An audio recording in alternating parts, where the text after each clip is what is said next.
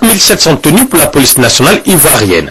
C'est la prouesse que doit réaliser la société industrielle de confection Gonfreville SICG suite à un accord entre les autorités ivoiriennes et cette entreprise de textile.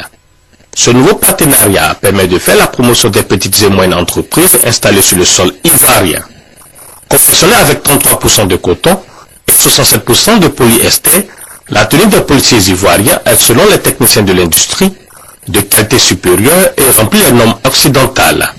Pour cette confiance placée en son entreprise, le président directeur général Daniel Tabureau croit en une industrialisation de la Côte d'Ivoire si les conditions souhaitées par le gouvernement sont remplies. C'est d'abord de travailler dans un ensemble sécuritaire, c'est-à-dire financier, juridique.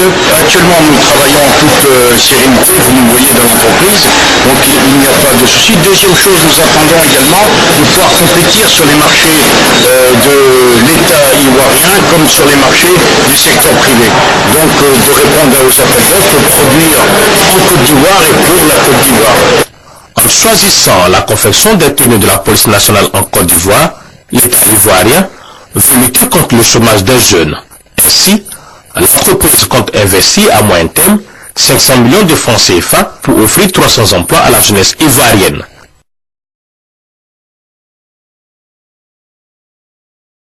Ils seront basés à la garde républicaine. Ils vont constituer, selon le général Soumaïla Bakayoko, une force d'intervention rapide pour soutenir la police et la gendarmerie en cas de nécessité. Le directeur général de la police nationale, Bédou Mbia, a demandé aux policiers de la zone Abidjan Sud d'être présents et visibles pour rassurer la population. Le ministre délégué à la Défense, Paul Kofi, a dit sa satisfaction à l'endroit des forces républicaines de Côte d'Ivoire qui cèdent ses locaux, signe que la paix est là. Pour le ministre d'État, ministre de l'Intérieur Ahmed Bakayoko, c'est le signe de la normalisation de la Côte d'Ivoire qui veut se développer et avec elle son armée. Parlant particulièrement des policiers, il soutient que leur image sera redorée, mais en retour, ils doivent être à la disposition des populations.